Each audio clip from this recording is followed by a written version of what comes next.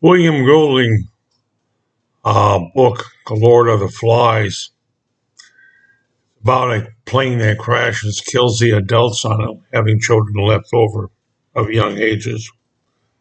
How they try to all gang together as a group because there's something out there. Strange news never heard before. Must be beasts and monsters in the dark and something, the boogeyman at night.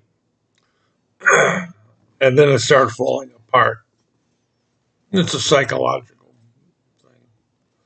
Would have happened in real life? It's very likely. It could happen in real life, you know. But